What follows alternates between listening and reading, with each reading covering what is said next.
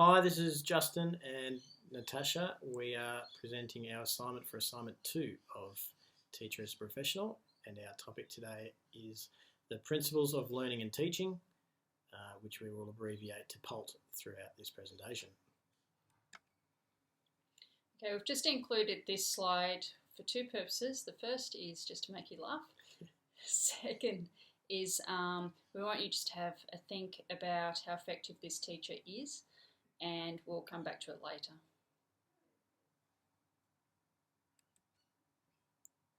So how does PALT relate to teaching? PALT are a set of principles used by the Department of Education to promote a consistently high level of teaching standards in Victoria.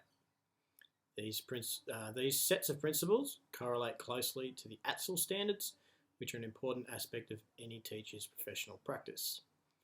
They relate directly to current teaching approaches and can be linked to teacher strengths and pedagogical practices. Understanding PALT for selection criteria. We specifically chose this topic due to its significance in obtaining employment in education and how it reflects our personal teaching philosophies. Up until a few weeks ago, we were unaware of how significant PALT was in regard to this and how closely they tie in with the When applying for any teaching position, applicants are required to submit their responses to 5 or 6 selection criteria. The first of these criterion specifically mentions how you have applied PALT within your classroom.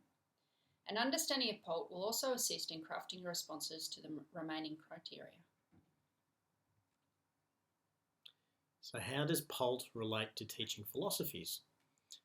The 6 principles of learning and teaching should relate directly to any current or aspiring teacher's personal philosophy.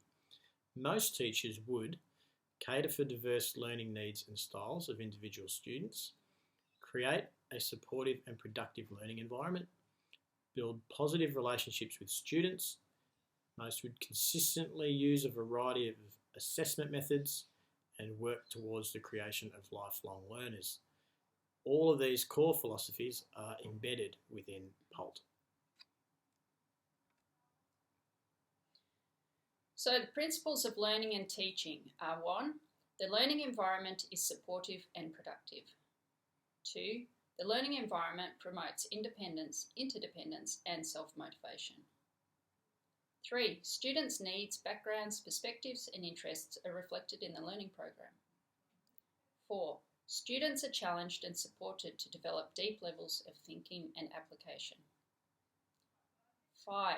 Assessment practices are an integral part of teaching and learning. And 6. Learning connects strongly with communities and practice beyond the classroom.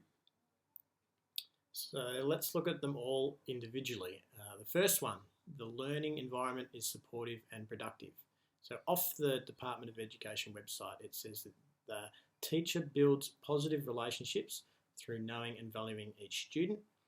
The teacher promotes a culture of value and respect for individuals and their communities.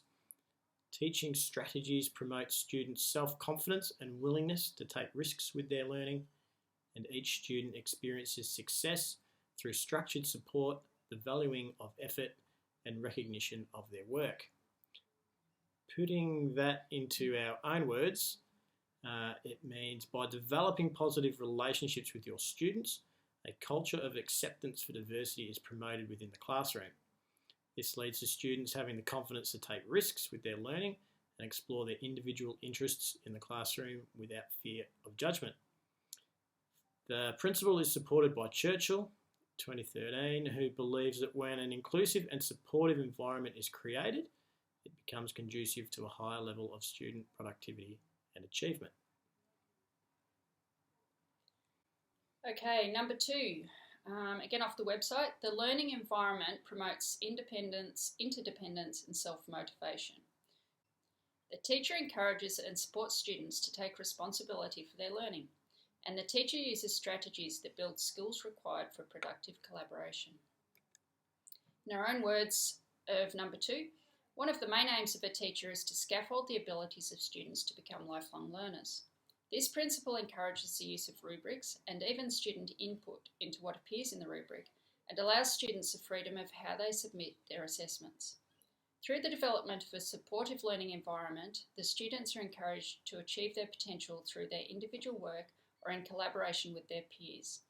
And this aligns with Vygotsky's 1978 belief in the benefits of social interaction.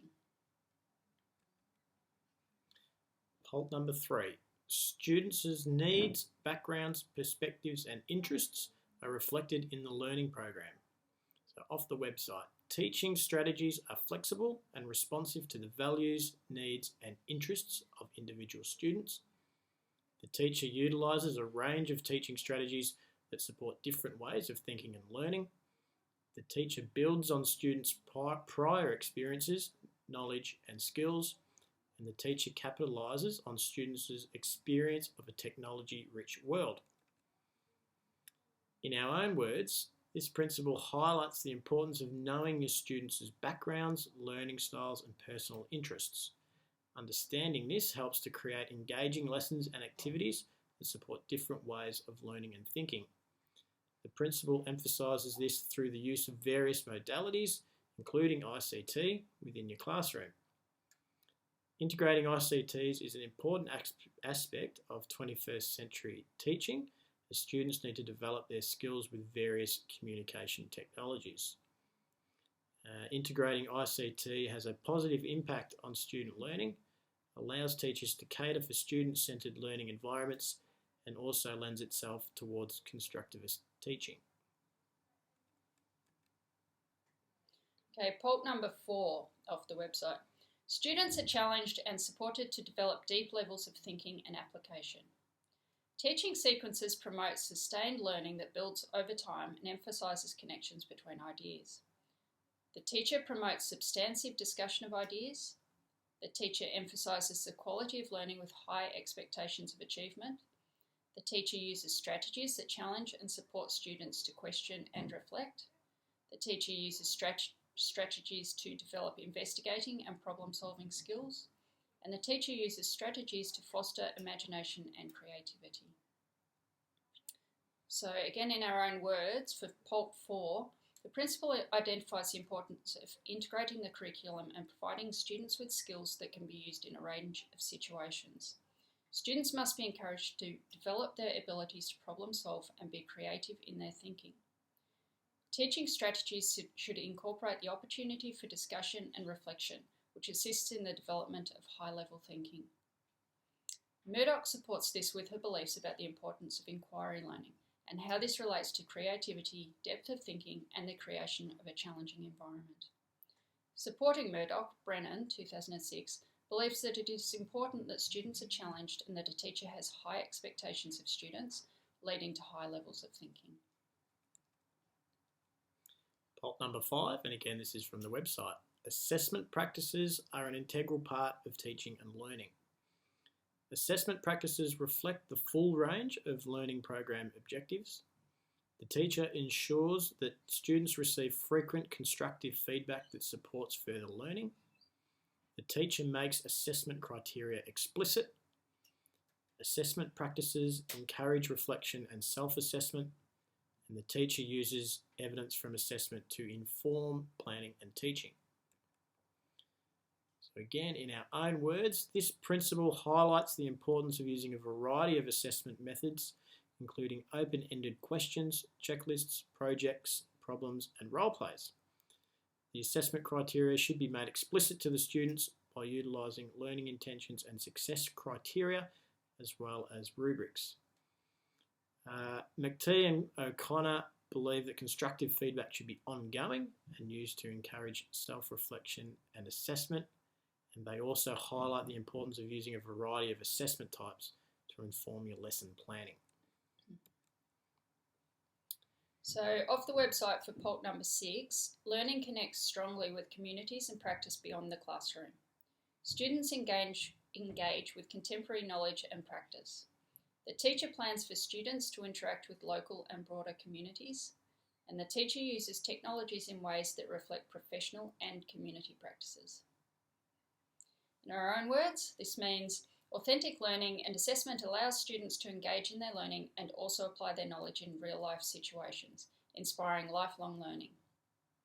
Establishing links with the community through excursions, guest speakers, projects and involvement in local community projects all assist in developing students' individual identities and a sense of citizenship.